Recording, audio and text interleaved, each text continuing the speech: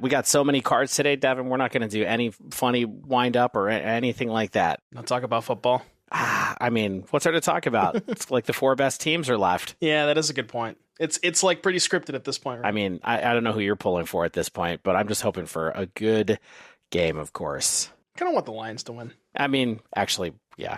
I would kind of be a monster if I didn't say I wanted the Lions to win, I guess.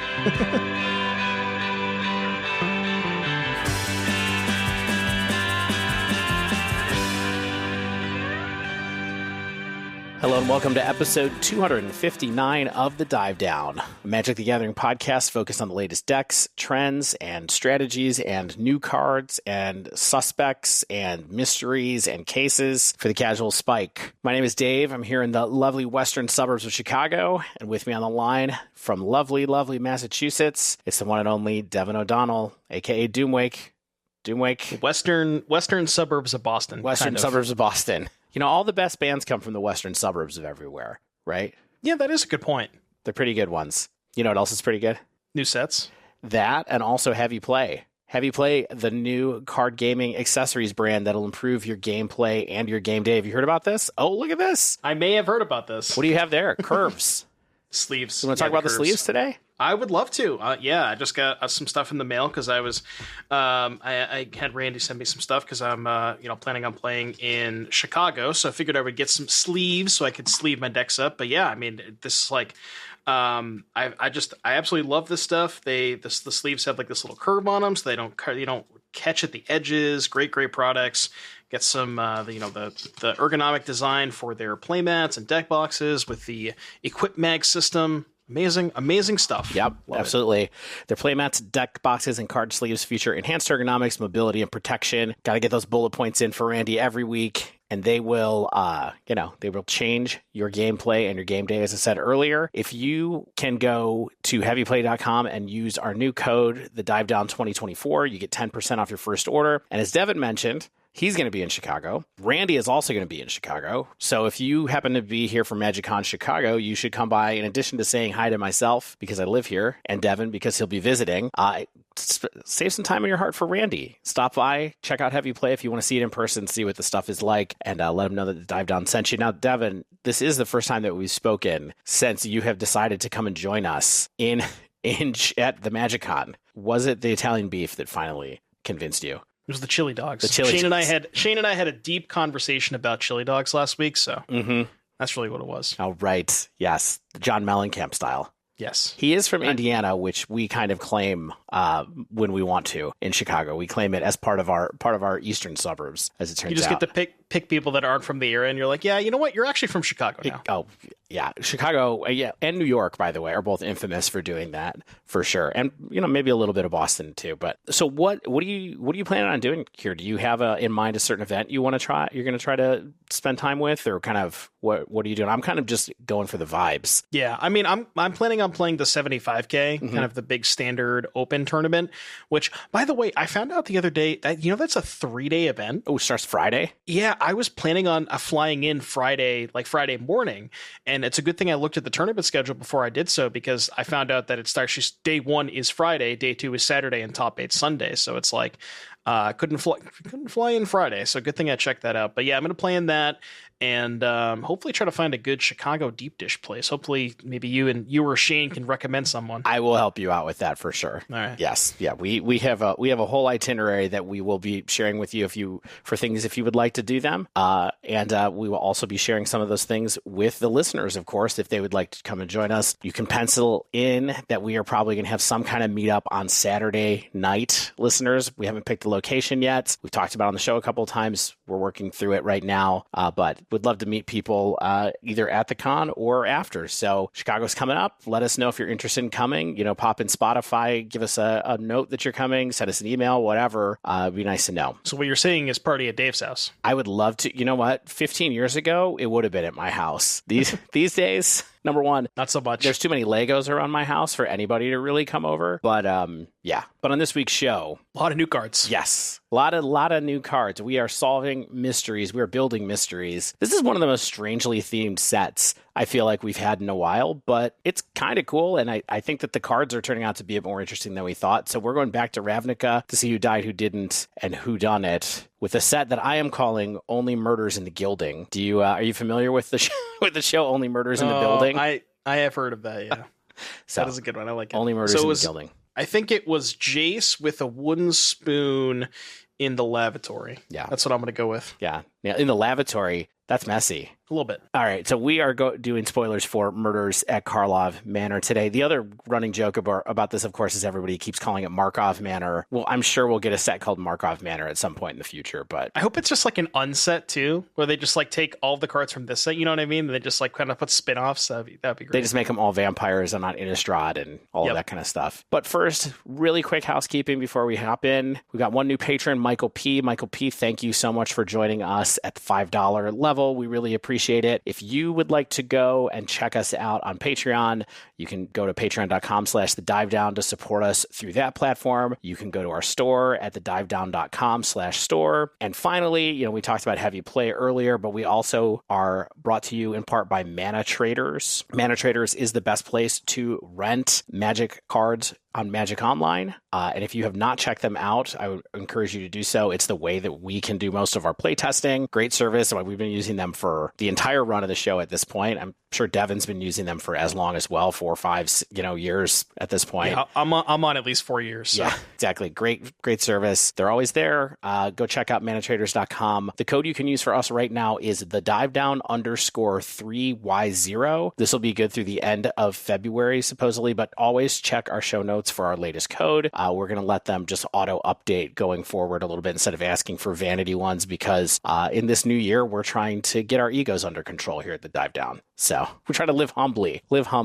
Yeah, they change mine pretty frequently, and I think what they said is something to do with websites picking up, like the algorithm websites where they you go in and type the code. So yeah. So trying to keep it fresh and real for them. We're not doing any more wind up. We're not doing anything else. It's just time to dive into the breakdown, the murders of the breakdown. Just like a breakdown at a hardcore song. Like, do I need to start mosh pitting and stuff? I mean, that's where it came from for sure. That's what we all want. I gotta say, I was pretty into punk. I played what was nominally a punk rock band when I was in high school. I don't know if I ever really fully understood what hardcore was, or if any of the bands that I listened to were hardcore. I guess Minor Threat was, so that fits. But I didn't continue down that particular strain forever. It's mostly just people doing karate in the mosh pit. I think that's kind of the big distinct difference. Yeah. Yeah, I was very more like Descendants related, so we were a bit more just people with pocket protectors and thick glasses in the mosh pit, I think. Anyway, murders. So, we always like to start with a little preview of the mechanics. Devon, anything you want to say off the top before we get into the mechanics of the set or anything like that? I mean, this set looks pretty sweet. I almost said a bad word there, but the set looks pretty cool. I think it's really awesome so far. Some interesting new mechanics. I like that there's different spins on previous mechanics, which we'll maybe touch on in a little bit with Disguise, and not just kind of like the same old stuff. So it does seem like they're trying new stuff, and it's good so far. This set to me feels a little bit like the reboot of another set in Disguise, and we'll talk about that for a moment as well. Once we read through all these mechanics, I do still think it's wild that the cross promotion with Hasbro has led them to this Clue branded set, but I do love the game Clue, and also love the movie Clue, one of my favorite movies of all time, probably. That very campy 80s comedy. Did you ever see that, Devon? I don't think so. Oh man, I don't think I saw that one. It's good cast.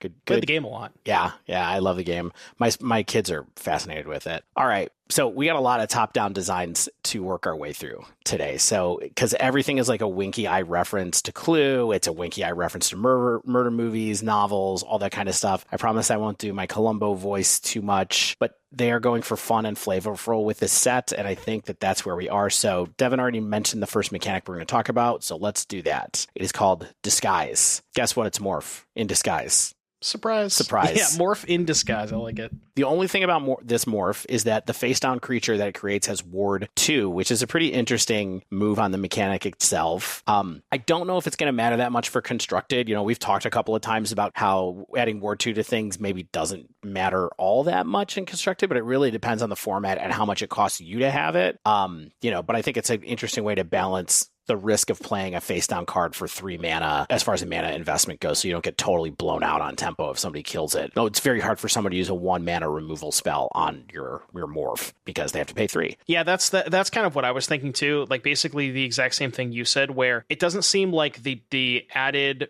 ward cost is going to met. Like even if there's playables for constructed, which with morph, there's not usually a ton of that kind of stuff. True. Like I remember the last time they did morph, there wasn't a ton that kind of came into standard. But in modern and pioneer to a lesser extent, the removal spells cost 1, so the 2 mana that you're spending is not that much. And if you hold up mana, you just kill it on step. But when you limit and you're talking removal spells or 2, 3, 4 mana, it matters a lot more limited. Yeah, and that was a huge thing in cons too. Is like one where the last time we had morph really was cons block. Been playing a lot of that lately on Arena since it was up there, and I forget the name of the. There was even a 2 mana enchantment that gave -2/-2 to debilitating injury. Yep, that's right. And that card is great in that format because you can just kill morphs right away, and so it's like a staple. And this set has shock in it for what it's worth. Not that we're going to keep talking about limited, but this set does have shock in it, which is like maybe that's a reason they felt like they could put shock in this set was because it wasn't just going to blow people out all the time. But anyway, like Devon said, morph, the extra text is nice. It doesn't often come up with in standard or in anything beyond standard.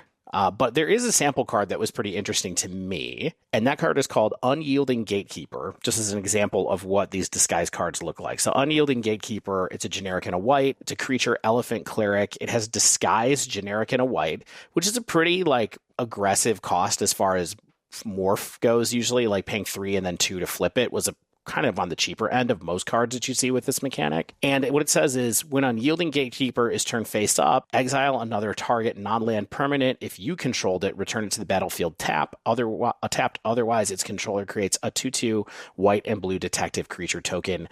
This elephant cleric is a 3/2. So not an unreasonable body for 2 mana. I think if you were just going to play it straight, it's a little bit disappointing if you invested 5 mana into it as a 3/2, but you also get to straight up exile another target non-land permanent and just give them a 2/2, which is pretty good sometimes. Skyclave is a pretty good card. Now we have another version of it that you can play below curve, attack a little bit harder into, and you can also use it to blink your own things as a bit of a trick. What do you think about a card like this? This is actually, it's funny you mentioned this because this is, I think, at least of the cards that we've seen so far, the one that is probably most likely to see play in constructed. And, I could see some applications in Pioneer, there are some decks in Pioneer that can utilize blinking stuff because there's, I'm thinking of a deck and maybe Enigmatic Incarnation that has a lot of tutor targets that they search for, and you can flicker those. But I don't know if the cost necessarily lines up well enough for modern, but I was thinking this with Evoke Elementals, where you can go evoke your elemental, flip this up with the evoke on the stack, and boom, there you go. Flicker it, get it back. So I don't know. It's a little expensive for that, so maybe. But I think the stats are good enough that I think this one should see some play. Yeah. And no spoilers given what we just said. This is probably the only disguise card that we're going to talk about. We'll see what else comes later, but cool card. So what went with morph last time we saw morph? Well, we had Manifest, which is another mechanic that they have updated basically for this set, although they call it Cloak. And so what Cloak is you basically get kind of you have text on a card that says something like cloak the top card of your library, cloak something. And what that means is put it into the battlefield face down as a 2/2 creature with Ward 2. Hope that sounds familiar to you. And then turn it up any time for its mana cost if it's a creature card. So this is that kind of auto-morph card almost. I know that it sort of lets you do additional mechanics with face down things, but it does muddy the waters as to how your cards got flipped upside down.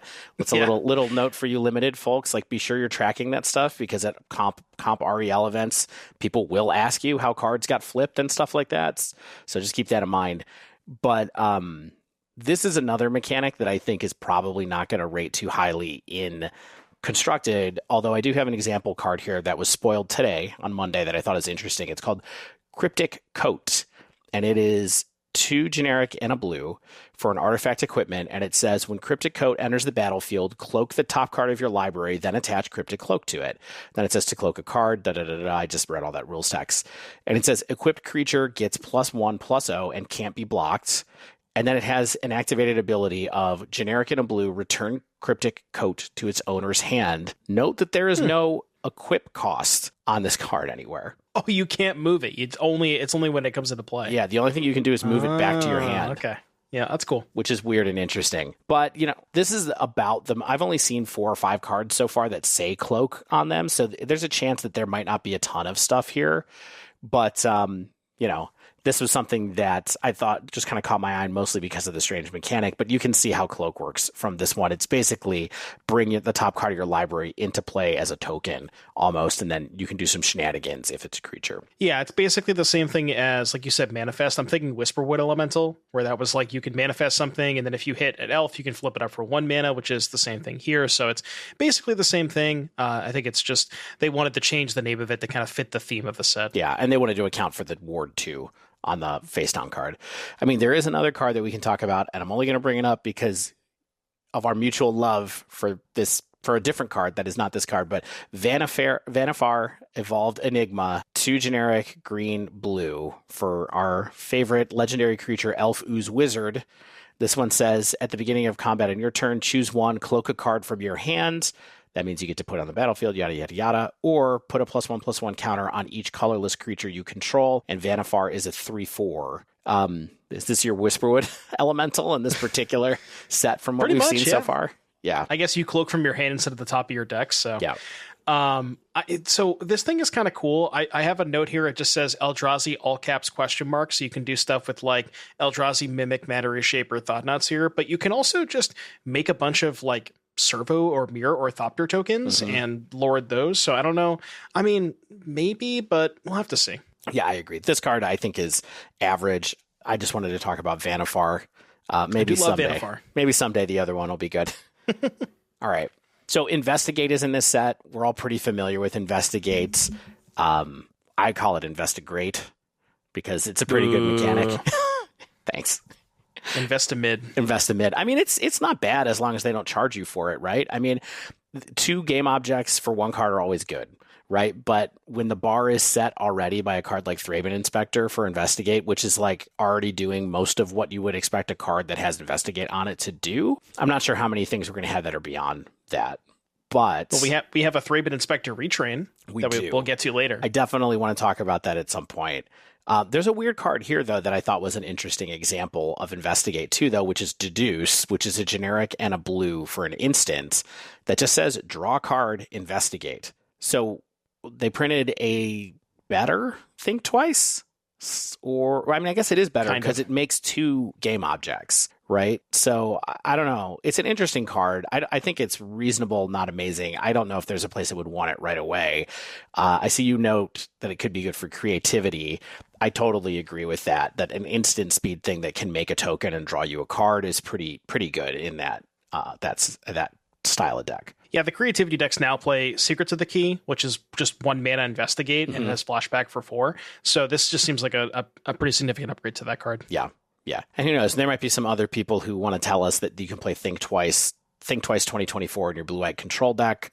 I probably wouldn't do that, but not the best idea. Those people also want to put Jace the Mind Sculptor in their decks. So. True. All right. So here's where the set started to get like deja vu for me, for what it's worth, because the next mechanic is called Collect Evidence. And this is basically Kicker that's Delve, except it's for total mana cost of the cards that you are removing from your graveyard and not card count. So what we have here in this set so far is we have a Delve variant, we have a Manifest variant, we have a Morph variant. Is this just like a stealthy reboot of Khans of Tarkir? Khans 2.0. Yeah, weird. I didn't even think about it like that, but when you look at the mechanics and compare them to the previous ones, it does kind of make sense. It's I don't know. I mean, I don't get why they would do it. I do think that obviously the flavor of all of these mechanics actually does match with the storytelling for the set pretty well, which is kind of a job well done in that sense. I think that the best way to talk about collect evidence is just give an example of a card so you can see how it's worded. So Analyze the Pollen is a green for a sorcery. And as an additional cost to cast this spell, you may collect evidence 8. So there's a number associated with it every time that tells you the mana value or greater that you're supposed to remove from your graveyard. So collect evidence 8 for Analyze the Pollen. And the text of this card is, search your library for a basic land card. If evidence was collected, instead search your library for a creature or land card. Reveal that card, put it into your hand, then shuffle. So this is Traverse the Ullenwald, but with collect 8 instead of Delirium. And that's it. Yeah, and I wonder, I mean, I think for some decks more than others, Evidence 8 might be easier to collect than Delirium. Like if you're playing with Street Wraith, Oliphant, Troll of Khazad-dûm, stuff like that, those are like expensive cards that are only one type. So I could see something like that. And yeah, this one is, I think, potentially priced to move for Modern. Interesting. I just was kind of thinking, once I realized that this was Traverse the Ullenwald, because it took me a minute, I was like, wait, so what tutor is exactly like this? I know it's out there somewhere. And then because I used to love to play Shadow with Traverse, like Traverse Shadow back in that moment where you're like, yeah, we'll play one Manamorphose in our Shadow deck. Why not? I don't know what deck wants to be able to tutor for one at this point anymore. So I'm not sure. I do think I love what you pointed out about the cheap cycling cards, because then you only really have to remove one card from your graveyard or 2 cards from your graveyard to fire it off, which is a lot easier than it looks when you first read it. And of course, the other thing about the difference between this and Delirium is that if you're a deck that's doing shenanigans like that, you're probably reliant on the graveyard, and you don't necessarily want a card that has to have a certain state in your graveyard with multiple cards to make it work right. So this is a little less vulnerable to graveyard hate than other Delirium cards are. In a sense, it's like you can probably load up your graveyard after somebody has Nihil Spellbombed you or something to get Analyze the Pollen going if you get in that situation where it's a little bit harder to do that once you have gotten your Delirium taken away. Right, yeah. If you do this work to get Delirium with Channeler, they, like you said, they Spellbomb you, but now all you really need is just like one troll and you're good to go. Yeah. So do you think there's any deck that might be interested in a single mana creature or land tutor at this point that pops in your head? Or I mean, you did mention Shadow, and there maybe could be a Shadow reboot. Now, again, I don't know if this is... It is extremely similar to Traverse, and Shadow is not very good in Modern right now with Traverse. I think there are maybe other reasons that Shadow is bad, so not necessarily that. I'm trying to think of like some other sort of Reanimator style decks where you can like cycle a troll, put that into your graveyard. You can search for, I don't know. It's tough to say, but it's. I mean, it's 1 mana, so we're always going to look at 1 mana cards for Modern. Exactly. Yeah. Maybe we'll see. It does seem like it could be a powerful tool, especially I'm sure Spike will play it. Oh, yeah. Yeah, he'll find something, right? And then also, the fact that you can also reveal any land card with this, too, is like maybe there's a payoff with a certain land card to make this happen as well. Yeah. We're getting trauma with it? Yeah. Wait. Cycle Generous Ent? Cast Sylvan Scrying, exile Generous Ent Sylvan Scrying, get my Tron piece. You know what you're saying? You know what I'm saying? I actually think that's pretty interesting. And later on, you can go and get one of your payoffs with it, to one of your non-planeswalker payoffs with it if you want to. Get a Ulamog. Yeah. All right, Tron players at home, if you're listening, you do your work. Man, maybe we solved it. I actually think that's pretty... I think that could be pretty good for that crew. There's another card I want to ask you about in the context of Tron later, of course, but we'll see about that. All right, so Suspects, this is not an important one. It's a designation that gets added to a creature. They get menace and can't block. I have not seen anything that looks constructed playable for this. It seems like a flavorful limited mechanic, but we'll see. Maybe there's some attacker or something that gets Suspect and it's meaningful. Cases. All right, so more multi-state. Did you ask Wizards for more multi-stage enchantments, or is that somebody else's doing? Sure didn't. Yeah, that wasn't me. Okay. When I first saw the text, I thought it was a saga, and then as I read through the card, I'm like, how does this work? So, Dave, how exactly does this work? It's really wild. I do want to say, number one, as a graphic designer, I am of two minds about cards like this, because the thing that you mentioned is it is visually laid out the same as classes and the same as sagas. And I'm like, is it terrible to put the text on the left of one of these and the picture on the right instead to make it a little bit, or am I just misremembering what these actually look like? Someone's going to be like, duh, sagas do have the text on the left. No, you're right. They're all the same. It's all on the right and the art's on the left. Yeah, it's like, I think that would help people vary it up a little bit, but hey, what do I know? Wizards didn't hire me 15 years ago when I interviewed, so I'm not giving them any more free advice. Okay, so here's how a case works. It's kind of like three things bundled together. It's an enchantment. It has a subtype of case. They have ETBs, all the ones that I remember seeing. They have something that happens when they come into play. Then they have a condition that you have to meet to solve it. And that solving condition does not happen immediately when the condition happens. It happens at the beginning of your end step. So it only triggers at your own end steps. And then solved is some kind of condition that gets added to the enchantment. Some of them are like static things that are added to them, like a static ability or triggered ability or something like that. Other ones are kind of activated abilities. Like there's one that you have to pay to sacrifice it to do the thing once it's solved. So there's a bunch of like extra rules text that just gets added in here. Not confusing at all. Yeah, I feel like this is one of those ones that in theory, whatever one that makes it into constructed play might be okay. But yeah, playing limited with a bunch of these seems like it could be a little bit of a drag.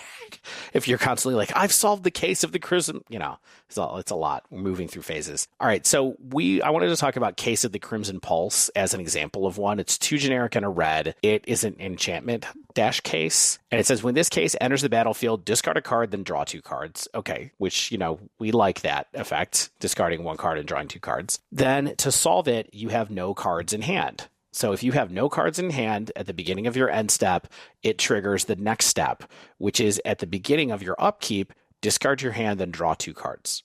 And that's a permanent effect. So this is a full like grafted skull cap thing where it's like this thing sits in play. That's a throwback. Yeah, right? I know there's a dragon that has the same effect as that, where it's like discard your hand, then draw 2 cards every turn. But I do always think these cards are cool. Yeah, so the weird thing about this is I love the 3rd chapter. The 3rd chapter is awesome.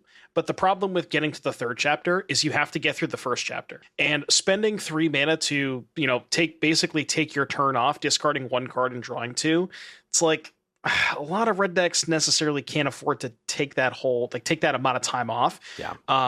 So, as like a curve topper and an extremely hyper linear aggressive red deck in standard, maybe I could see it being good. I don't think it's priced to move in Pioneer, definitely not modern, but standard, maybe. I could see this one being okay. Yeah. Yeah. I think that the Fable ETB sort of like clouded my vision for a second where I was like, well, that's a 2nd chapter of Fable-ish. And you don't even have to discard. You get to discard 1 card and then draw 2. So it's not even discard 2, draw 2. That's got to be better, right? But I hear what you're saying, though, that's taking a lot of time off just to do a Faithless Looting. We've really been spoiled by Fable, huh? Yeah. Because we're just comparing every single 3 mana red card to it. And the joke is that none of them are going to be even close to as good. Ever. No, we're going to be with that card's going to be with us for years and years, unfortunately. That's kind of how I feel about Shieldred. Every time I look at, speaking of, there's a 4 mana black card that I want to talk about, but every time I see a 4 mana black creature, I'm just like, yeah, Shieldred is legal, so this card's never going to see play. Yeah. Do you know what the context of Shieldred was when we talked about it on the episode a long time ago? When we talked about the spoiler episode, one of the notes that came up when we were talking about was, is this card really better than Kalitas, the best 4-drop that's available right now? And people actually, people were like, I don't know if I want to put Shieldred over Kalitas in my red-black deck in Pioneer. Yeah, I was like, imagine those people now. I think you might want to try it at least. Everybody draws cards. All right, anyway. Last card here, split cards. Got to be kind of excited about split cards. I do. I'm a Rhinos player, so I love split cards. This is what I'm saying. All you Cascade freaks out there are going to be like, oh my God, there's going to be something that's going to be playable. I got to tell you, I'm not convinced there's going to be something that's playable. There hasn't always not been. Yet. Yeah, not yet. Yeah, the ones that they printed so far, I think, are mostly either sideboard cards or unlimited stuff. Yeah, and that has been how these cards have ended up the last few times through. I feel like, if you look at Wear Terror is one of the ones that gets the most play or has gotten the most play just for value. Like, that's just a good utility card. That was the only one really from Dragon Maze that sees play. And so it's been a while since there's been a really good split card, I think, but it could happen. Yeah, I'm trying to think of, I guess Repudiate Replicate is probably the most recent example where people have played that in Pioneer Cascade decks, or I say Cascade, and sometimes people have tried it in Modern too, but that was I think it was Ravnica Legions, right? That was the last time we went to Ravnica, so. It's like 5 years ago. I mean, it's right after we started the podcast, so it's about 5 years ago, and that's like a fun of. Like, it's something that somebody has a couple of maybe in their deck. All right. So that's it on mechanics. How do you feel about that? Anything you want to note about these? Me, as my boomer self, doesn't like to read as many of the lines of text that the cases have. But, past that, I do think they're very, very flavorful. The set is oozing with tons and tons of flavor. And I like a lot of the mechanics. I do want to mention what you just said about cases, because this is a thing that I do all the time. And it's why I miss a bunch of powerful cards, especially in this era of Magic, is especially when working on like a spoiler episode for this show, I'm like, I can't read 150 words right now.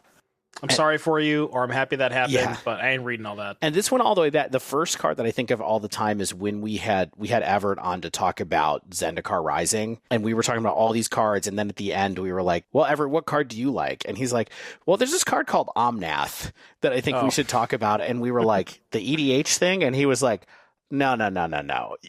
Like, so I want to remind myself and people who might be listening that we should definitely take a look at things like the cases, because I think the same thing happened with Fable. Honestly, when Fable was printed, people were like, there's so many lines on here and Kiki Jiki is kind of dumb, so I'm not going to worry about this like spiritual successor to it. So, gotta read the cards, gotta read them. I think a lot of people who saw Fable the Mirror Breaker probably didn't even realize it had a backside, because the front side had so much text on it. They're like, there's no way they would put a backside of this card. Right.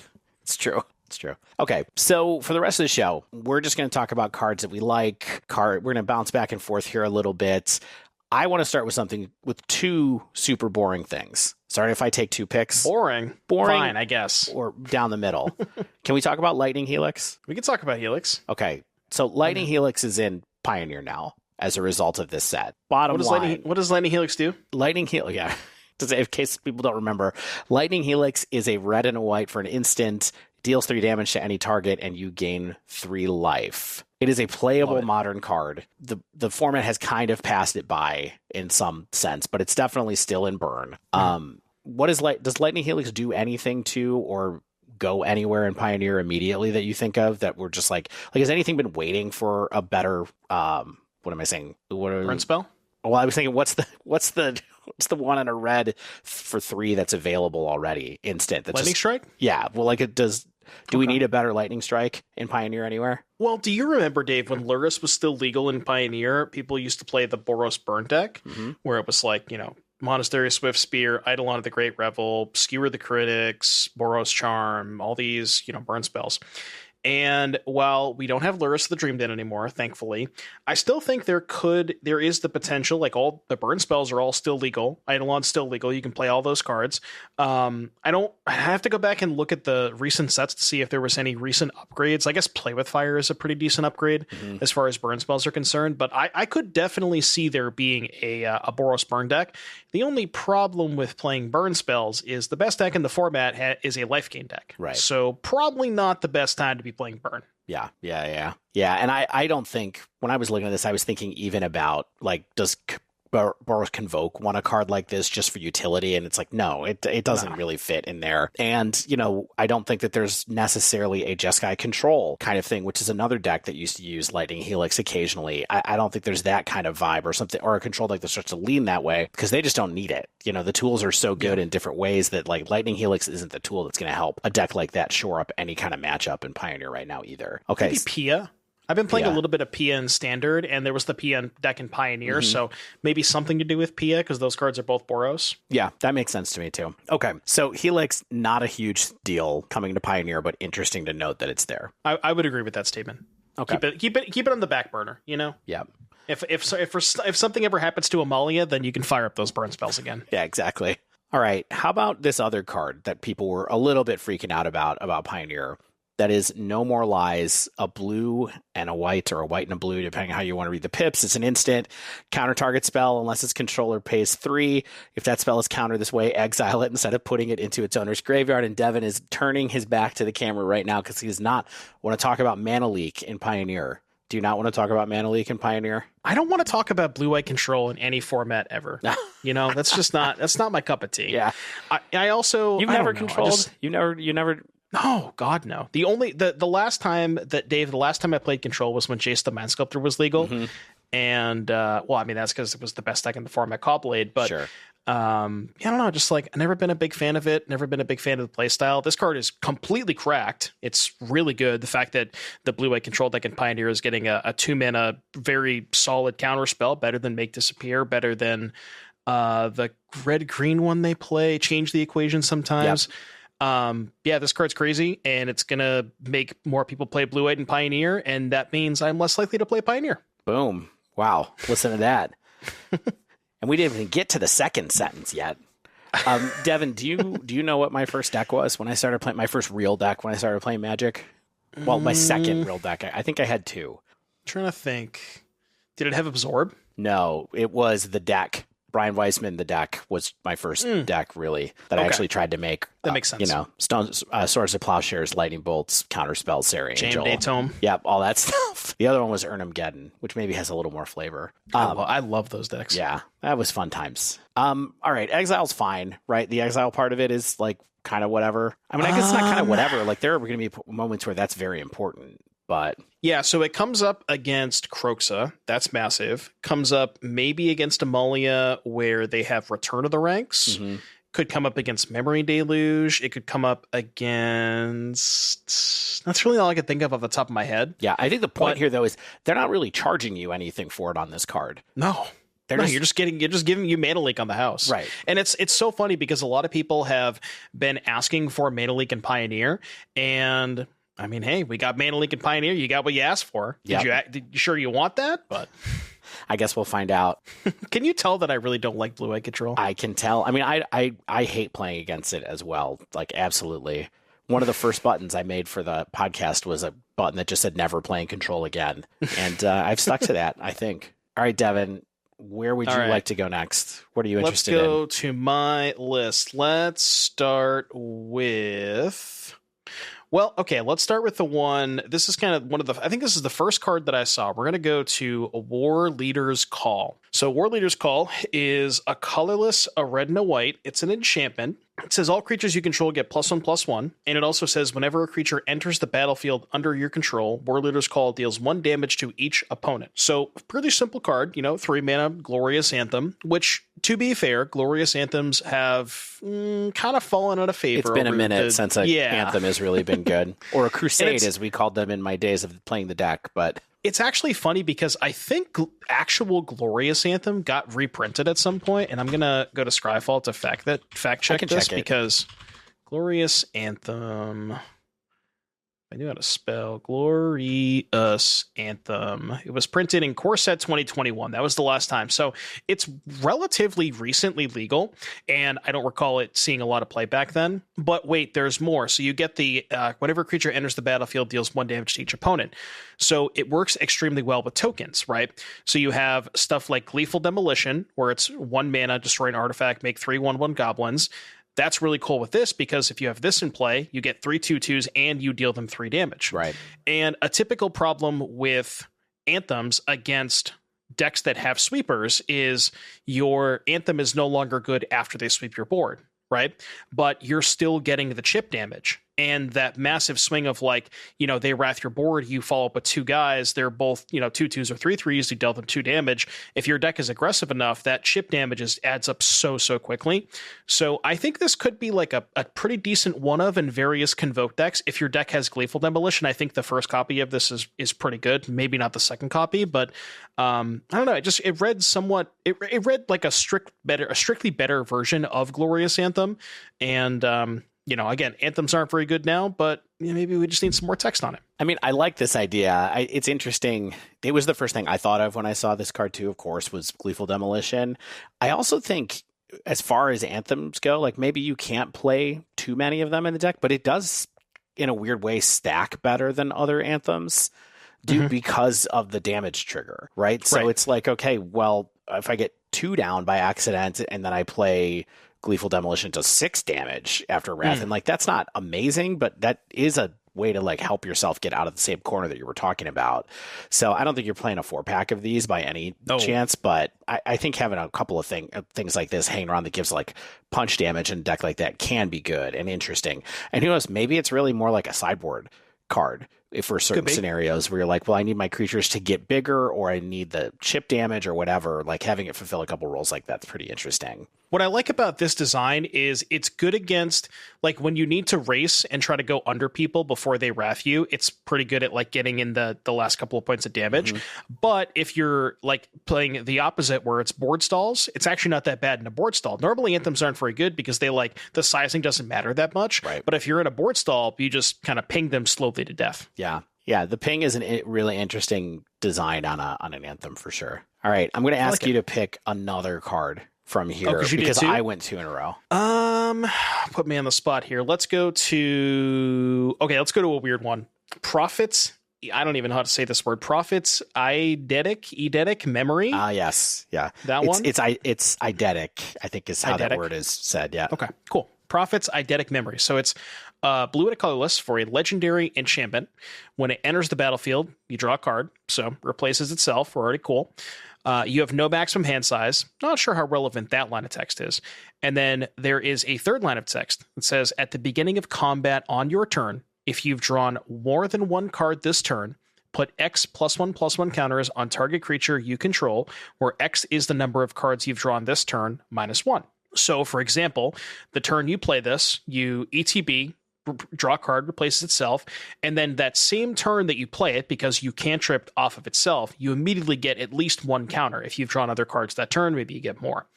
So what's really cool, it's pretty low cost, right? 2 mana is not too bad. It replaces itself, so you're not losing anything off of it. Yeah. And not only does it replace itself, you get a counter that turn. Now, what is this good with? So there's this kind of package of cards that's like Emery, Rona, and Agatha's Soul Cauldron, right? And this card kind of works pretty well with all 3 of them, because Rona draws extra cards, which is perfect with this. You get counters. Agatha's Soul Cauldron wants creatures to have counters, right, and this card puts counters on creatures for Agatha's Soul Cauldron. And then Emery is just a good activated ability to have under the cauldron.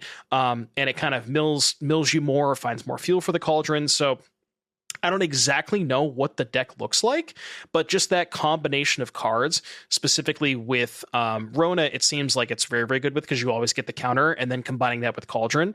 There could be some kind of combo deck. Again, we don't have Ballista and Pioneer, so that's unfortunate, but I'm sure there's some other way that you can find ways to abuse Cauldron. But yeah, something along those lines. I had not quite put all those pieces together. I definitely was thinking about throwing this on the list just because it has the dress down effect, which is essentially you get paid back at 2 mana for playing it. Yeah. Tough to put together a blue deck with a lot of creatures on it to target, right? But I like the shell that you're talking about, where it's really clear like what those cards are, and the fact that you're not really playing this for value. This is an engine, right? Like, I don't think there's a scenario where this is a value card. Like, you're not going to play, a bunch of spirits or like the old mono blue, like crappy flyers card and just try to make your creatures big. This is one of those cards that you have to read a second time and be like, okay, what are the ways that I can break the rules on this card or use it in a way that people don't think we're going to use it? Yeah, you definitely want to treat it as a combo piece. Yeah. Like, you're not just trying to play like Johnny Simic Hardened Scales with Hadana's Climb. We're not trying to do that anymore. Right. You definitely want to be comboing with this, even though I do like Hadana's Climb. I was going to say Hadana's Climb is a sweet card. Actually, Shane had that in a team sealed GP that we played at one time and just wrecked people with his Merfolk deck. It was broken great. and limited. It was super absolutely broken. Busted. Yeah, he had an incredible Merfolk deck. He had the like upheaval, the like Merfolk upheaval and Hadana's Climb. It was unreal. We lost our win and in for day 2 on that one. Oh, really? Yeah, it's sad. I like this card. This is very much not my kind of card, but I'm glad you mentioned it here as a good engine in the set. I would love to throw out another group of cards that people are looking at as an engine and just see what you think about them. You ready to talk about goblins?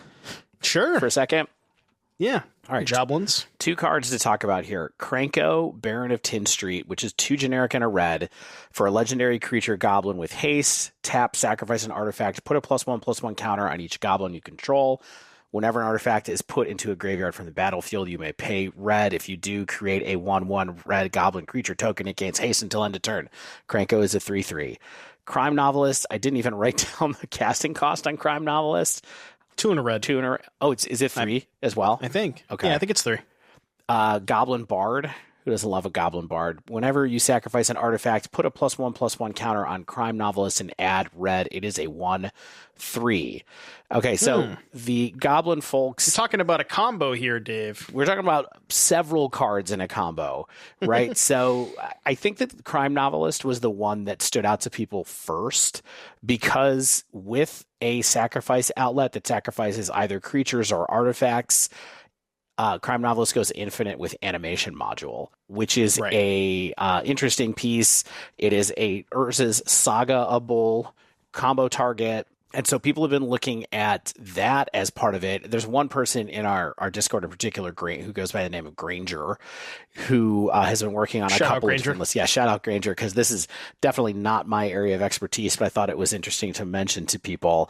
And has decided to try it out in a couple of listers, looking at lists, has been sharing them, where it's like Crime Novelist plus Animation Module and Krenko plus Sword of the Meek, as a way to sort of do a Thopter, like Urza's Thopter-esque combo, basically. That's a lot of cards. It's a lot of cards. You don't have to have them all together. It's sort of a deck with a bunch of... Yeah, but it's like a deck with a bunch of 2-card combos in it, where it's more like an Asmo... Like the way Granger said that they were thinking about it was kind of more like an Asmo food style combo with all these goblin pieces, as opposed to some kind of end the game immediately like Splinter Twin combo. So I just thought it was interesting that those 2 cards have these kind of obvious synergies, and that many of the pieces that they want to go with are searchable with Saga. Yeah, I mean, I've definitely seen, I think it was the first person that I saw tweet about it was Spike, obviously, because Spike is really into this kind of stuff. And I mean, I think his initial reaction was kind of the same thing that I was thinking, where it's 3-card combo is kind of tough, because you need I'm pretty sure you need all through the Krenko, the Novelist, and the Module to kind of go actually infinite. But I mean, if you can, I think the key to unlocking this puzzle is trying to find stuff to do with the Krenko and the Novelist that aren't necessarily related to the other combo pieces. So, for example, like utilizing some other way to sacrifice artifacts to pair with Novelist. Maybe not like Arcbound Ravager, that probably sucks, but like you said, Asmo sacrifices artifacts, so you get counters on the Novelist. You add red mana that can maybe keep fueling you to like Inti and stuff, and go that way. And then as far as Krenko is concerned, I mean, Krenko, it's kind of hard to combo with it, where, I mean, I guess it also works with Asmo, because you get the artifact put into the graveyard, you can pay a red, you make a goblin. So these cards do both work pretty well with Asmo, and then you have the Saga stuff to go find the Asmo. So I could see there might be something there. Yeah, it's very tough for me too, but there certainly was a lot of excitement around Crime Novelist and a couple of other these kind of weird combo pieces that you certainly don't see that coming, but there's always that kind of value Goblins core in Modern that's just kind of sitting there, right? It's like you can also play with just the Goblin cards and try to kill people with the Goblin tribal vibe, but then you can also kind of graft this other stuff on top of it. And maybe it's not a Snoop combo out, maybe there's some other way to go here, but I thought they were interesting cards. Some Saga Goblins? Yeah, Sagoblins. Sagoblins. Sagoblindies. Nah, we won't go there. All right. It's a family show. It is. All right, one last goblin I wanted to talk about. So I'm taking 3 cards with my turn. Fugitive Codebreaker. Oh, I didn't even this thing was a goblin. Generic in a red. It is a goblin rogue. Not as cool as a goblin bard, but I'll take it. It has prowess and haste, and it's a 2/1, and it has disguise for 5 colorless and a red. This cost is reduced by 1 for each instant and sorcery in your graveyard. And then it says when Fugitive Codebreaker is turned face up, discard your hand and draw 3 cards. It's Bedlam Reveler. It's a goblin morph Bedlam Reveler. That's also a 2-drop. Yeah, I was just going to say, it is like you get a lot of the stuff that you would normally get from Bedlam Reveler, but you can also just like, it's pretty aggressively costed. Yeah. Like 2 power prowess haste creature for 2 mana.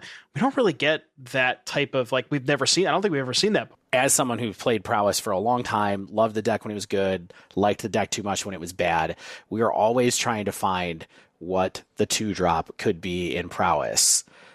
And it's enough to make me fire it up and give it a try, honestly. You know, I've tried so many things. I've tried the Kenra Spellcaster or whatever from March of the Machines, and tried, you know, the Heart one that like kills something, and tried Abbot of Carol Keep, which is a card I just freaking hate. But do you think this one is better than Sprite Dragon? Close? Sprite Dragon is very good, but it's always a card that I feel like is very fragile. So, but this one has the same problems. Although you can lean into the fact that it's a card drawing engine, which Sprite Dragon is not. So, you know, it's tough. I really have my doubt. Like, I want this to be good, but I really think it's probably not good enough just because the draw engine takes so much to do. Like, at a minimum, it costs 4 to play this and flip it, draw 3 cards, and then attack. And that's a little tough to get to. Yeah, I was thinking like in, you know, when you're curving out in the first couple of turns where you're like kind of maybe you play a Proust Creature on 1, you could do like, you know, a Bolt and a Cantrip on 2, maybe you do an Expressive and another Lava Dart on turn 3, and like you said, maybe ideally you flip it on turn 4, but that's if the rest of your draw has already worked out and you've, you know, put 5 spells in the graveyard. It gets better with Channeler for sure, because you need less stuff to, you know, you can mill stuff with Channeler and you don't need as many spells to do it, but I guess time will tell on this one. I like that it's a much better top deck than Sprite Dragon. I agree like if with you're that. playing later in the game and you top deck this thing on 4 lands, you're just like, okay, I'll just draw 3 cards. Like, that's kind of gross. Right. So that's the upside of Codebreaker. Maybe slightly worse on turn 2, but yeah, I think it's close. Yeah, it's definitely, like I said, it's enough for me to give it a try. And also, I think there's a chance that maybe we just lean into like mono red prowess as a result of this and not worry about splashing into blue for a minute. Because, you know, some of the cards that you're splashing into blue for like opts and all of those kind of things, and preordains, that kind of stuff, whatever the cantrip of the moment is. But maybe there's a way for us to just go lean back into the shell that's a little bit closer to like the mono red Phoenix deck and see what that's like. Could do like mono red Splash Questing Druid or something. Yes, yeah, I do like that Teamer prowess. I did enjoy that a little bit earlier this year too. So maybe just go straight Gruul and forget it. Yeah. So I don't know, cool card. All right, speaking of cool cards, Dave, let's go and move on over to Treacherous Greed. Okay. So this is a colorless, a white and a black. It is an instant. I believe it's a rare. And as an additional cost to cast this spell, sacrifice a creature that dealt damage this turn. And then the text is draw 3 cards. Each opponent loses 3 life, and you gain 3 life. Now, I don't know about you, Dave, but 3 mana, instant speed, draw 3, they lose 3, you gain 3. That's kind of insane, right? If you can get this off, if you can find a way to turn it on, that's kind of messed up. Yeah, I do. Like, when I first read this card, I was like, okay, 3 cards at instant speed is a lot. But what scenario are we going to pull off the... I'm trying to figure out, like, what is a way to reliably make sure we deal damage to someone so that we can make sure this happens, because there is no fallback on this card, right? It's not like... Oh, it's uncastable, yeah. Yeah, it's completely uncastable. It's not like you can even be like, well, I guess I had to... Like, imagine a slightly different design of this where it's more like... kicker, right? And it's like, if you sacrifice a creature that dealt damage in turn, then you draw the 3 cards, and all it really does is opponent loses 3 life and you gain 3 life. Like, at least then there's like a tiny fallback. But here it's like we're all in.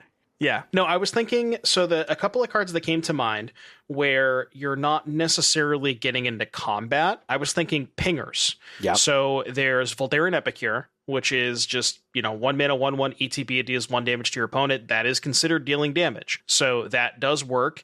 And then the other thing I was thinking, I forget the name of it. It's a card from Phyrexia All Will Be One. It has to do with oil counters. Sawblade Scamp, which is red for a 1/1. Whenever you cast a non-creature spell, you get an oil counter on it, and you can tap remove an oil counter to deal 1 damage to your opponent.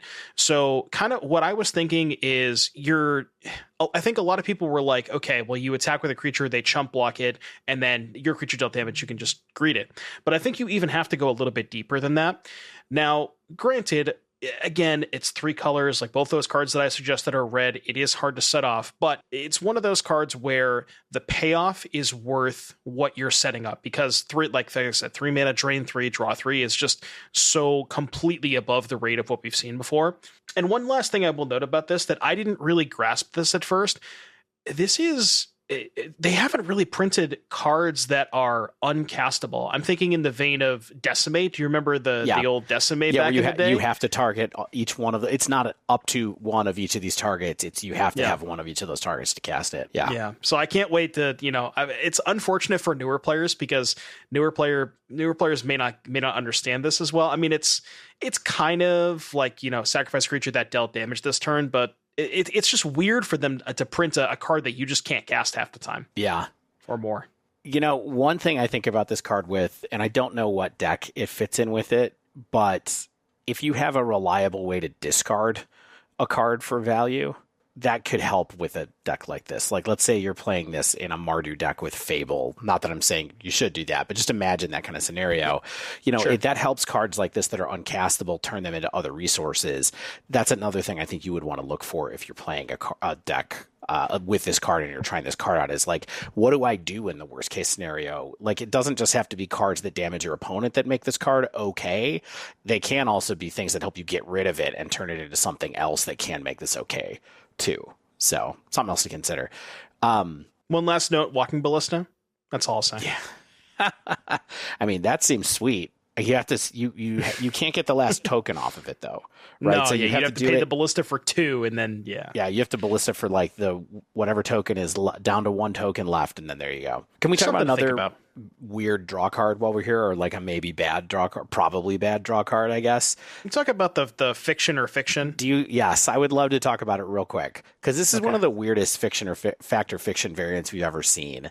And I'm just curious what you think about it, because similar in the Discord, Treacherous Greed, everybody was like, this card seems bad. And everybody was also like, Intrude on the Mind also seems bad. But I read it a little closer, and I'm just curious if you think there's a little space somewhere for this. So it's 3 generic for UU for an instant that says, reveal the top 5 cards of your library and separate them into 2 piles. An opponent chooses one of those piles. So you separate them, your opponent chooses, put that pile into your hand, the other goes into your graveyard.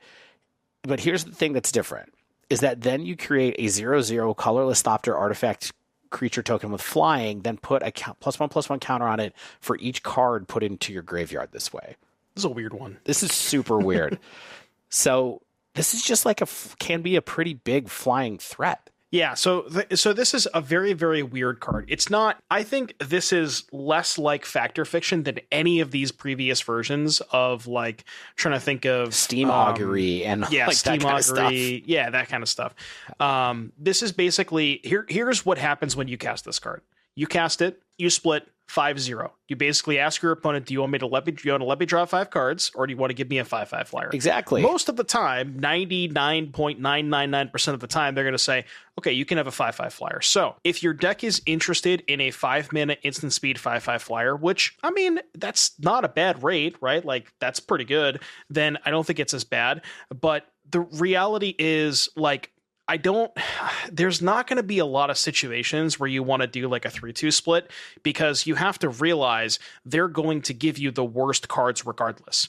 Now, if this was the reverse, where it says your opponent separates them into 2 piles and you choose a pile, I'm in. Like, that would be a lot better. But because you are always going to get the worst pile, I think most of the time it is going to be better to just split 5-0 with this one. Interesting. I just feel like I feel like there's enough cases where you can do the like 1 great card in the 2 pile, 1 great card in the 3 pile, and then if they give you the 2, you get a 3/3 flyer, which is still pretty good at instant speed. Can help you close out some games. Well, I mean, see, the thing is, at that point, it's like 5 mana, 3/3 flyer, draw 2 cards. Right. At instant speed. Like, if it was just 3 blue, 3/3 flyer, flash, ETB, draw 2, like, it's Muldrifter. It's just a flash Muldrifter. Yeah. Is that good? Like, I don't think it's that. I think good. you're right. You know what I mean? Well, as soon as I said it's just Muldrifter, I was like, yeah, that's not that good. Yeah, it's like a slightly bigger Mole Drifter or a Mole Drifter that draws 3 instead of 2, which, to be fair, 2/2 draw 3 that's pretty good. Like, if you can always get 2/2 draw 3, I would take that. And I'd rather have 2/2 draw 3 than 3/3 draw 2. Yeah. But I think most of the time you should be treating this as 5 mana, 5/5 Flash Flyer. Yeah. Yeah. It's interesting, though. I do feel like this is one of the most interesting Fact or Fiction variants that they've made in a while. Definitely more interesting than steaming augury pile of, where I'm going with that. Yeah, yeah. All right. Well, what are you interested in next? You're going to move me to pick one? Let's scroll down a little bit. Oh, let's talk about the Shieldred, the 4-mana black card. Okay.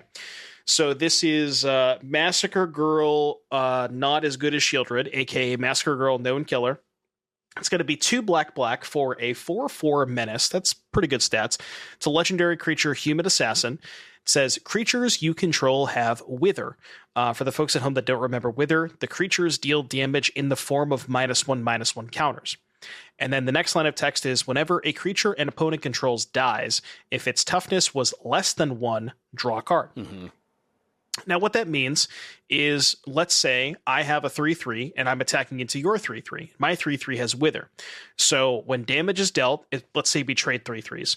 When damage is dealt, my creature deals 3 damage to your creature, but it puts -1/-1 counters instead of dealing damage, which means that when damage is assigned, your creature is a 0/0, which would trigger this and let me draw a card. Right. Now, there are some other ways that you can potentially take advantage of this. The one that definitely comes to mind for me, which is one of the more played removal spells in Standard, is Virtue of Persistence, which is black. It's the black Virtue, which is the 7 mana, Debtor's Knell. Right. But the more important half of it is black and a colorless sorcery gives something -3/-3, and you gain 2 life. So if you give their, say, 3/3, -3/-3, this would also trigger the Massacre Girl. Now, again, we're living in a Standard format that has Shieldred legal. You can just play 4 Shieldred if you want to. So I don't exactly know if this is going to slot into decks. Maybe it's like an aggressive thing where if you're playing with more creatures, maybe you want Massacre Girl in some fashion, because the giving all of your small stuff menace is kind of cool, where you can start chump blocking their stuff and help race a little bit better. Not as good as Shieldred, but it's got potential, I think. I mean, it's definitely a card that having a card that powers up your whole team is interesting. Giving you the extra draw, I think, is really cool. The card that I was just trying to look up right now, because I don't remember the name of it, is it Grasp of Darkness, which is a card that saw some play in Pioneer at different points in time as well. Yeah, that's the that one's legal. black -4/-4 to target creature. God, if only we had that in Standard. Yeah, that would make this way, way, way, way better for sure. There's like Deadweight. I don't know if you can put Deadweight in your Standard deck, though, because there's not a lot of X2s. Yeah. It's a lot of X3s and X4s, so keep that in mind. But I don't know, could be a potential like 1 or 2 of. I mean, there are some black decks that don't play Shieldred. I don't necessarily know if they don't want to play Shieldred. I think they just choose not to. Right. But this could be fine in a more aggressively slanted black deck. Do you think if it breathes a little bit in Pioneer that it's probably like a one of in Rakdos for some reason? Or do you think it's like not even going to be able to compete with Shieldred at all? In Rakdos, it does combo with what's the 2-drop, the 3/2 Harvester. Oh yeah, because Harvester gives -X/-X. Yeah. Yep. So I could see maybe Rakdos wanting a copy of this. It could, because it works so well with Harvester. To my knowledge, I don't think they have anything else that shrinks power and toughness. But maybe if they play one copy of Massacre Girl, maybe that gets them to play like you said, the first Grasp of Darkness over the second Go for the Throat or something like that. Yeah. And maybe there's something there. Yeah. Cool card though. I love it. Known killer. Yeah, known, notably worse than Shieldred. Right. Known just enough to be ranked second. Why don't we talk about a couple of weird cards really quick? A couple of cards that were spoiled today. First one I wanted to ask you about is the Torpor-esque card on a creature. Doorkeeper Thrull, generic and a white, 1/2 for flash, flying, artifacts, and creatures entering the battlefield don't cause abilities to trigger. Love it. Good card, Absolutely right? Adore this card. This is this is going to see play this can see play in Modern too, right? Like absolutely. So okay. I was trying to come up with they're trying to find this comparison. I don't know if you remember this card called Hushwing Griff. That's the card I was just looking for today. It's a 3-mana card, right? I was looking at Vryn Wingmare and I was like, no, that's not the card. I have it up on my screen. It's 2 and a white for a 2/1 flash flying, and it says creatures entering the battlefield don't cause abilities to trigger. Yeah. Now, what is very important about this specific design, and this one, the Doorkeeper Thrull also has it, is flash. Right. Now, these types of effects having flash are so massive because if your opponent commits to this really big play, and a lot of what we used to see this card in Standard was with Siege Rhino, where your opponent would get, like, the reason that Griff was so good is because your opponent would cast Siege Rhino, you would have 3 mana up, you'd just be like, okay, respond, play my Griff, I have a 2/1 flyer, I untap, I kill your Siege Rhino, nothing happened. And I could definitely see this happening in Modern, where it shuts off Primeval Titan, right, which is massive, and you only have to hold up 2 mana, which is huge. That's a big thing. So shuts off Primeval Titan, shuts off Colossus Hammer entering the battlefield. It doesn't, because it's an artifact entering the battlefield, would stop that as well. I'm trying to think of past that. I guess there's the Evoke Elementals, right? Yep. Stops all 5 of those. I'm trying to think of some more artifact-centric stuff that I can't think of off the top of my head. I'm sure there's more, but the big selling point here is flash is so huge on this card because you can use it as sort of like a counter spell.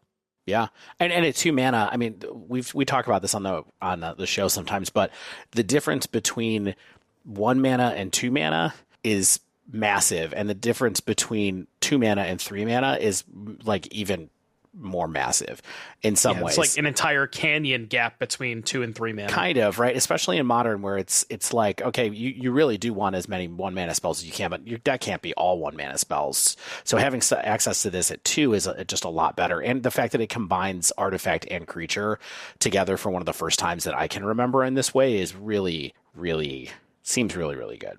Yeah, this card's going to see this. I think this might be the best card in the set that I've seen so far. In terms of like specifically Modern, this is, I think, the one that's most likely to see a ton of play. Yeah, I think you're always just going to want a couple of these around in your collection. Like, I'm not sure how much this card is selling for, but I feel like this is like the main thing that I would want to grab. I mean, these kind of cards usually sell for like $3 or $4, so it's like you should just get a couple of them, throw them in your collection box, and just have them for later.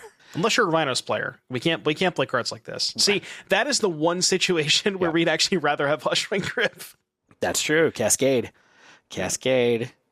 But even though some people are Rhino players, they're not always only Rhino players, right? You know what is funny? I don't know if you remember this, but back at the PT, or maybe it was even more recent than the PT, there have been people who were playing 4-color Rhinos decks with Drannith Magistrate in the sideboard. Yeah. Just because like you can't be living in, and the plan is just cut your footfalls for Dranniths in the sideboard. So I thought that was pretty funny. Yeah. All right. Another card I want to talk about, just because we're here, we're looking at the picture right now. Leyline of the Guildpact. This has led to some conversation today. So this is a Selesnya, Simic, Golgari, and Gruul hybrid mana. It's those 4 different ones, and what that looks like is green, white, green, blue, black, green, and red, green. And it says, if Leyline of the Guildpact is in your opening hand, you may begin the game with it on the battlefield. Each non-land permanent you control is all colors. Lands you control are every basic land type in addition to their other types. The number one thing that people talk about with this card is, Leyline of Abundance vibes. Okay, so you just dropped... Did you see this image that I put there? Yeah, it's Jegantha next to it. That works, right? It does, yeah. For the folks at home, you can companion Jegantha with your Leyline of the Guildpact. I don't know why you would want to, but just, you can do it if you want to. Is this just some like mono green not mono green Tron, but mono green Nykthos like tech?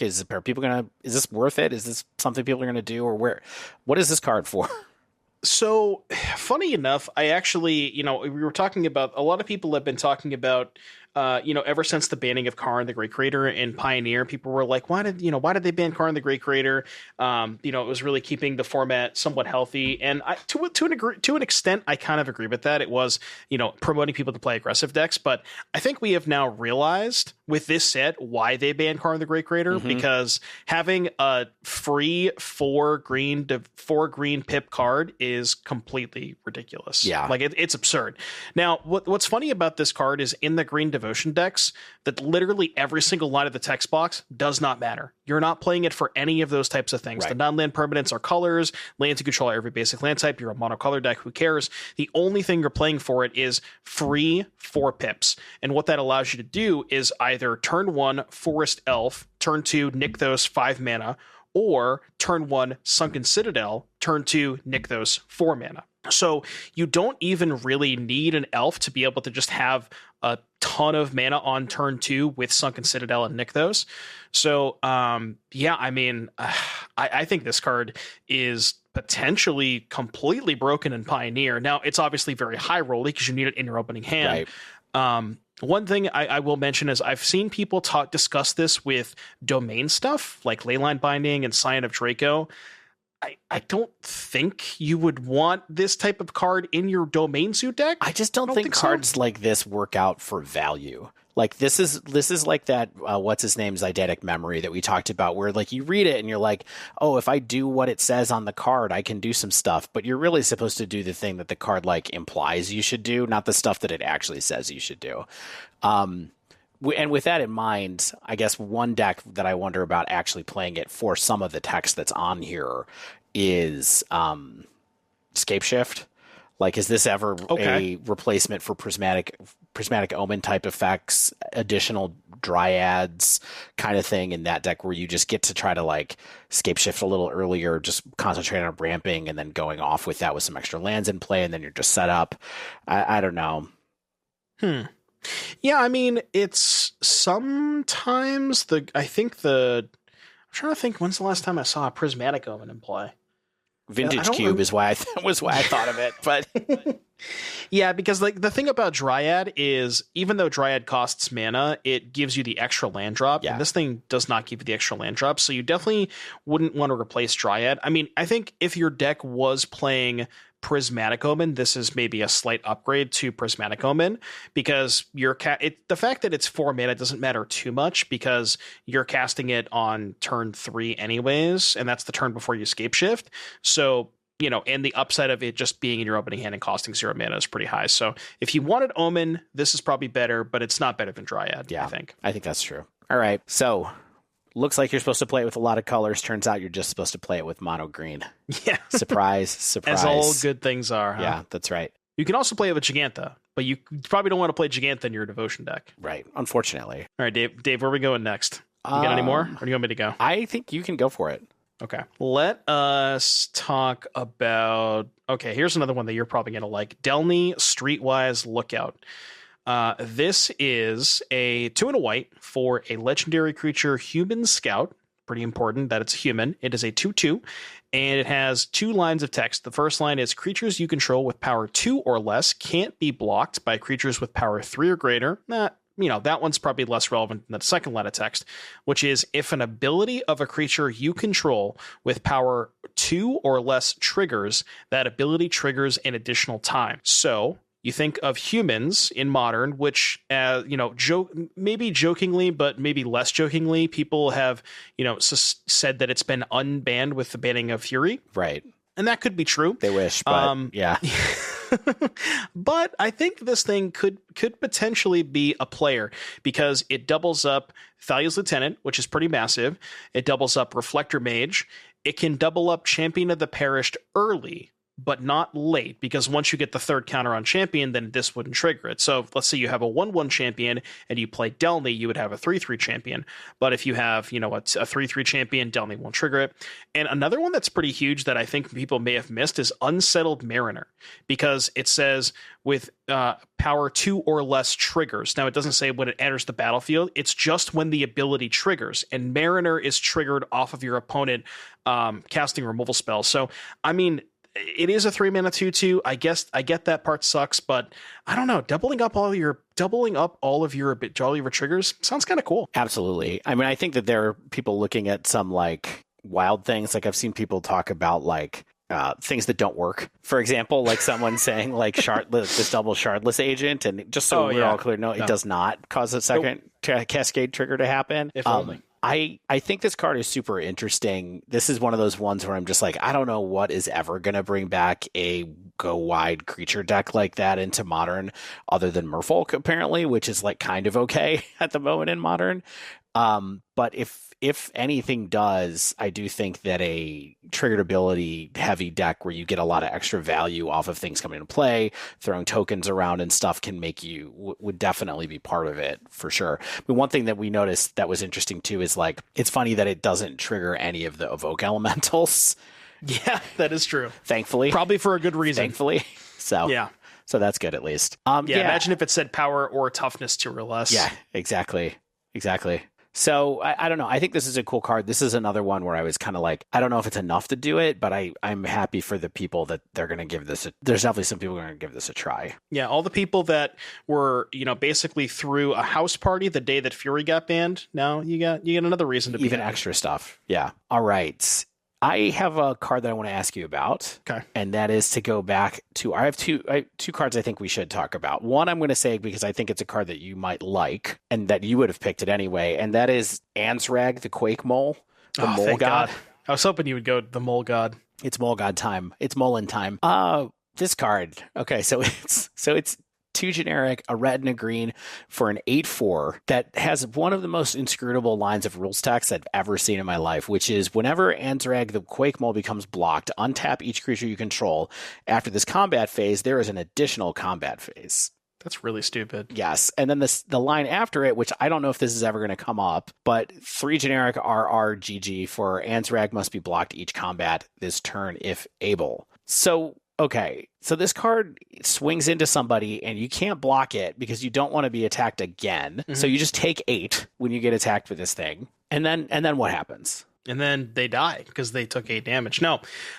So here's the thing. I think this unironically is going to be a huge player in Pioneer, because if you look at a deck that is near and dear to my heart, the deck that I played in Atlanta, which is Gruul Vehicles. That deck plays a lot to the board. It's got a lot of elves. It's got smugglers, copters, and bone crushers. It's got a lot of heavy hitters. And more importantly, it has a card that works extremely well with Anzrag, which is Voldaren Thrillseeker. Now, imagine this scenario. You play an Anzrag, and you untap with your Anzrag. You play your 4th land, maybe your 5th land, but basically, you play a Voldaren Thrillseeker with a mana open, and you put counters on your Anzrag. Right? So your Anzrag is now a 10/6 that has the ability to be flung at your opponent for 10 damage. So you get into this position where you attack them. If they don't block, they take 10 and you fling your Anzrag at them for 10. That's 20. But if they do block, then you just get to attack them again with the Anzrag and just chew through all of their blockers. And then once they have no blockers, okay, wow, now they just took 10. And then post-combat, you can still fling it at them for 10. Right. So it almost like creates this weird Splinter Twin-esque style combo where it's just like those 2 cards end the game on the spot. Now, obviously, removal spells, you can Fatal Push this. I get that, but I mean, even when you're not combining it with Voldaren Thrillseeker, just like I can imagine some curves where you're just like, imagine this one, for example. You play something on turn 2. Who cares? Maybe it's a Smuggler's Copter. Maybe it's not. You go Stormseeker on 3 and then Anzrag on 4 +1 haste your Anzrag and hit in with it. They have to like what are they going to do? Take 9? If they chump block, you get to untap your Smuggler's Copter and attack again with that. It's just like, this card seems unbelievable in Gruul. Yeah, it was the same thing I thought too. I was like, there's no way this card doesn't get a shout in that deck for a while to see what happens. And I hadn't even thought about the Thrillseeker. I do think Voldaren Thrillseeker is a card that is sort of just sitting there waiting for its moment, and maybe this really is its moment, because this card is so cheap. I cannot believe that this card costs 4 mana. I know. 4 mana for that line of text. Just untap all of your stuff. Like that's just it seems insane to even be on a card, you know? Yeah. Like what the hell? No, I do think that this card is going to make Gruul really something to think about in Pioneer again for a little bit. And yeah, like you said, there are decks that have removal and that kill it, but also it's not like you're really contorting yourself to play this card. It's just a big creature. Just a good card. If you don't kill it, you're going to die. Right. But it turns out you're going to die really fast. So yeah, that's the thing. It's like, sure, it dies to Fatal Push, but what about when they don't have the Fatal Push? They literally die on the spot. Yeah. It's just like you kill it or you're dead. So I think this card's messed up. Yep, I agree. And to your point, yes, you're probably never going to activate that 7-mana ability. Yeah. That's never coming up. No. They're going to die well before that. All right. Another card that I am interested in is Archdruid's Charm. Okay. Green, green, green, instant. Choose one. Search your library for a creature card or a land card and reveal it. Put it onto the battlefield tapped if it's a land card. Otherwise, put it into your hand, then shuffle. Put a +1. The next mode is put a +1/+1 counter on target creature you control. It deals damage equal to its power to target creature you don't control. And then the last mode is exile target artifact or enchantment. I probably forgot to say choose one at the beginning, but that's what it does. It is a beginning of a cycle, I guess, with Archmage's Charm, which I think is kind of cool in itself. Just because I can't wait to see the black ones and the red ones. But yeah, I was going to say we have Archmage's Charm, Archdruid's Charm. So now what are the next ones? Archgoblin, Archzombie, and Archhuman or Archsoldier? It's going to be like Archangel. It's probably Archangel's Charm, honestly, is what the third that one makes sense. The white one is. But yes, Archnecromancer. Love to say Necromancer. All right. So the last two modes of this card, I just want to say right off the bat, I don't think are very good. They're not the reason you would ever play this card. They remind me of Dromoka's Command in a way where it was kind of like Dromoka's Command had like a sacrifice and enchantment mode on it, I think, which was just kind of nice and you needed it sometimes. And that's, maybe sometimes you can fight something, maybe sometimes you can get rid of an enchantment. However, the first one for me is super interesting. This search a land and put it onto the battlefield tapped if it's a land card for green, green, green. I mean, people start talking about trying to fit this into a Titan style shell, which I don't know if it really adds anything to Titan in Modern. I'm not a Titan, I have my doctorate in Titan sciences. No idea. But it seems like it's an interesting place to be able to do something like that. But the other place that I saw people talking about this that I was interested in for like a half second was Tron, where it's like, do I just get your Tron piece put on the battlefield? And you play 4 Yavimaya so that all of your Tron pieces make green as well? Seems pretty bad, maybe. But honestly, I don't know. I think I'd rather try to go towards the cycle generous end, play Sylvan Scrying, and then cast the Pollen card to get the Tron piece. Yeah. Triple green is just kind of sketchy. Yeah. So, like you said, I, like yourself, am not really an Amulet Titan connoisseur. I really have never played the deck before, maybe once in my entire lifetime. Yeah, same. So I don't necessarily know what the implications are for it with Amulet Titan. One thing I will say is a really cool spot for this. I don't know if you've seen the Timeless Primeval Titan decks, but they're much more about, they have the full 8 copies of effective copies of Grazer. Mm-hmm. So there's a cool line where you just go turn 1 Grazer, turn 2 this, and the Timeless version of the deck is more centered around setting up A plus B being Castle Garenbrig and Sunken Citadel. Mm-hmm. So if you can have this to find the missing piece of that, that's really cool. Okay. And it finds your Primeval Titan. Yep, that makes a ton of sense. Yeah, you're not really doing that kind of stuff as much in Modern for sure. No. But it definitely seems like a powerful card to be able to just go get a land and put it into play. So yeah, I guess we'll see. Yeah, it's weird, like for Titan, because I guess what would you say the best land? I mean, I guess you can get a bounce land if you're missing that, but it's almost like if you're missing an amulet, you'd rather go get a saga.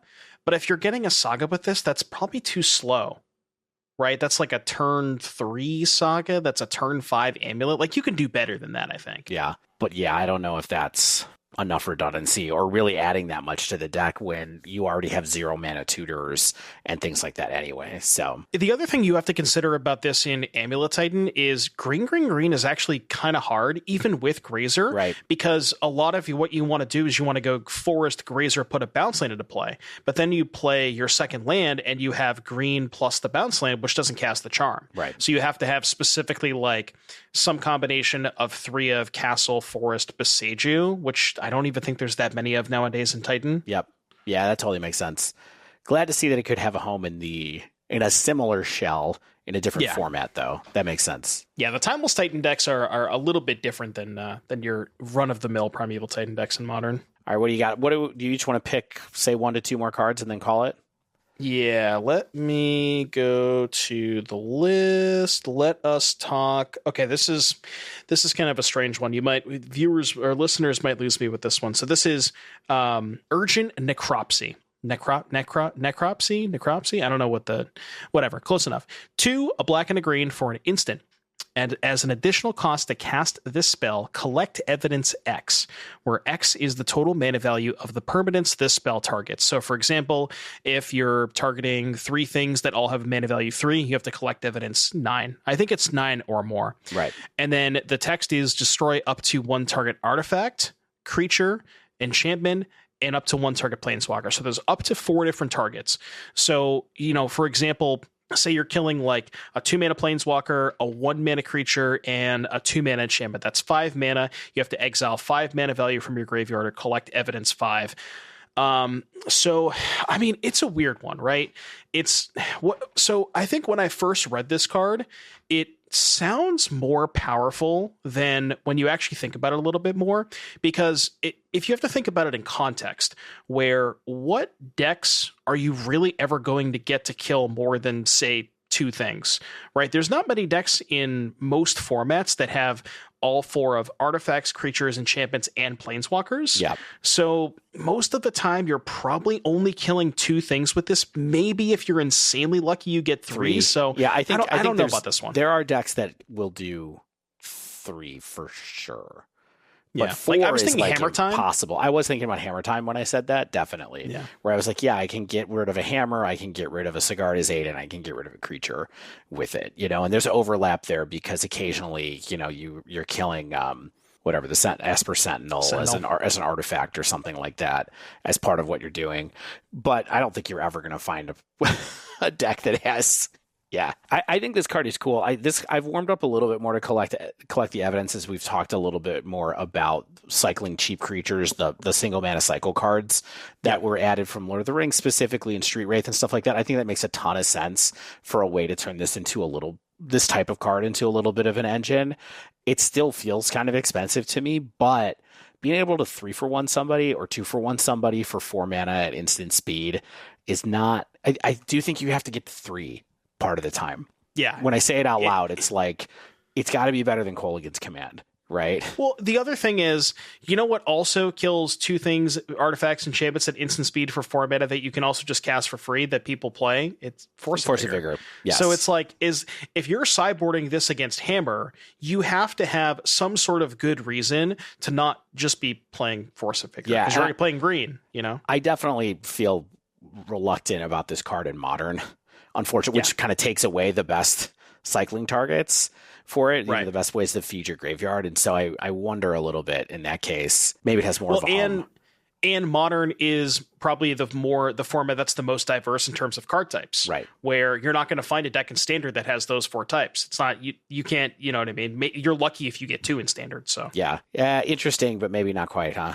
It reads powerful, right? It does. Like Decimate. I was just going to say, we were just talking about Decimate, and here it is, where they've made it a little easier to cast. A little bit. Let me see. All right, I'm going to give you my random card. Okay. Then this is like a card that I haven't seen anybody else talk about, that I'm curious what you think about, and I don't even think it has a real translation yet. It's on Scryfall right now. Ooh, the charger? Yes, it's called Kylox's cell phone charger on there. Okay. This card. I'm checking the tape on this. I need to see if it's actually called the cell phone charger. Did they change it yet? Well, read it. Read what it is. I'll find it. I will. All right. So it's an artifact vehicle. It has collect evidence 6, and it's Kylox's cell phone charger becomes an artifact creature until end of turn. And then it says, whenever Kylox's cell phone charger attacks, you may cast. It's Kylox's Voltstrider. Yeah, that's what it says on the website now. Well, but it's still Kylox. Okay, Kylox. Oh, true. Yeah, it is Kylox. Weird. Me and Kylox go way back. So whenever Kylox's Voltage Charger attacks, you may cast an instant or sorcery spell from among the cards exiled with it. If a spell is cast this way, it would be put into your graveyard, put it on the bottom of your library instead. It is crew 2. This piqued my interest because it's a mythic and it's not that expensive, and it's a vehicle that can crew for a much lower cost than the power of the vehicle is, which is usually a good indication of a kind of playable card. But then I was looking at even more, and I was like, well, it can also Snapcaster Mage something back for you into your deck. What if I just want to cast collect or use Treasure Cruise on collect evidence to auto-equip it and then recast my Treasure Cruise with it afterwards? Because it only takes 1 card to auto-equip it then. Right. I don't know. This card to me looks like it could be a fit for some kind of blue-red spells deck. I don't know about necessarily Phoenix, but it piqued my interest as an alternate threat because of all of the different angles for what you can use the pieces of it for. Right. So I actually, when I saw this card, I kind of the same thing immediately came to mind with me was pairing this with Cruise and Dig. So there's a deck in Pioneer that has some similar characteristics to Phoenix, but not quite the same thing, and that's the Drake's deck. Mm-hmm. And what's nice about the Drake's deck is it already wants to play Fable. Now, this card is specifically very good with Fable. Now, I know Magic cards are good with Fable. I get it. But what you can do is you can just discard the Cruise to the Fable or the Dig Through Time, not have to cast it, and then you can just use that Cruise to crew the cell phone charger, and then you just get to cast the Cruise again later on. Later on. So I mean, it's really cool. Where does it say cast without paying its mana cost? You mean cast? No, it's not without paying its mana cost. You have to pay the mana cost. I missed that part. Okay, less good. But I mean, I don't know if you can like fill your graveyard. It is still pretty powerful with cruises and digs. But yeah, like just the fact that you can sort of like just dumping the cruise and then you only having to exile one card to crew it instead of stuff like that. And like you said, crew 2, it's pretty low crew cost, gets crewed by Fable. Could be something there.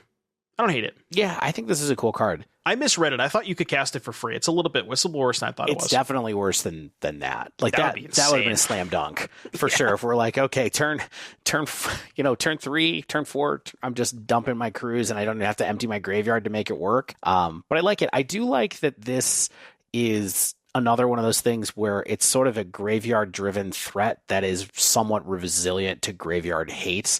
Right, where it's kind of like, okay, I only have to have the card there for a second before I can crew it, and it's a no mana activated ability, so I can kind of, the way this is written, it's like I can collect evidence whenever I want. If I just want to get the card under the cell phone charger for later, it just sits there. Right, like if your opponent casts, like you have a cruise in your graveyard and your opponent go blanks you can just respond, exile the cruise, evidence 6, and then later on, maybe next turn when you attack with the charger, that you can cast the cruise that turn. So it's kind of You can also just get rid of every card in your graveyard. You can activate it once and you can there you go. And so I was wondering about that aspect of collect evidence as well when we were talking earlier, if there were some people who are just going to use it to exile their own graveyard for some reason, one of which you already found. Like it's a play that could come up.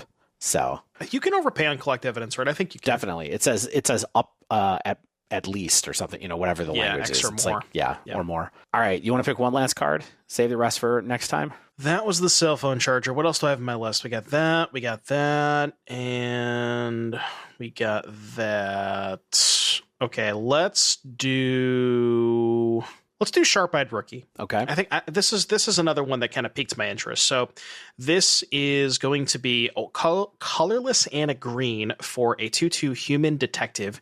It's got vigilance, and it says whenever a creature enters the battlefield under your control, if its power is greater than Sharp-Eyed Rookie's power, or toughness is greater than Sharp-Eyed Rookie's toughness, you put a counter on Sharp-Eyed Rookie and investigate. So very similar to God, what is that? The 1 mana 1/1, not Experiment one, but the other one, the one that from it's one. I can't remember the name of it, but there's a green 1 mana 1/1. Whenever a creature with bigger power toughness enters the battlefield, put a counter on it. Yeah, that was popular at the beginning of Pioneer. Right. Yeah. So again, another potential player for Pioneer Scales, because every single time a new set rolls around, I do have to do the casual Copium League where, I'll take my Pioneer Scales deck, I'll throw some new cards into it, and it's never good, but it's always a lot of fun. But I don't know. I mean, like, if you can find a way, the important part about this card is it's obviously good with scales. You can find ways to take advantage of +1/+1 counters. The one thing that's important about this card is trying to take advantage of the investigate tokens. Yes. Because it's just free game objects, and game objects are good. It's nice that this thing plays offense and defense too. I think Vigilance is huge in a card like this. Yeah, this card reminds me weirdly of Tireless Tracker, kind of. In a way, where it's like, okay, get bigger and also investigate over and over again.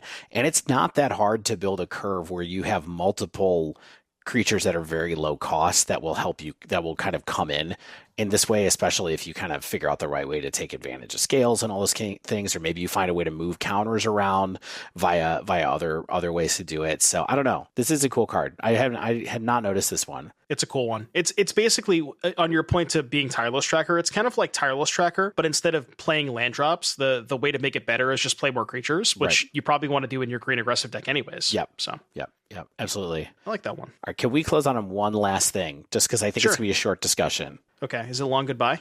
No, but that's a good card. And thematically, it makes sense for the last card that we talk about. Do you want to talk about two cards? Do you want to talk about Long Goodbye real quick? I mean, it's pretty simple. Black and a colorless instant spell can't be counter destroyed to a creature or planeswalker with mana value 3 or less. Nothing fancy. It's going to be a good sideboard card. I don't have too many notes on it. It's just good to bring up because I think people will play this card. I think they'll play it multi-format too. Yes. Like it's Pioneer at least. I don't think it'll end up in Modern very often, but it's a good card. I could see people playing this card in Vintage because really? Vintage is all about planeswalkers. Yeah. And there's a lot of counter spells like Oko. Oh, you can play Oko in Vintage. So any card that uncounterable kills Oko for 2 mana is pretty good. That seems really, really good. All right. Fetchable Surveil Lands. Okay.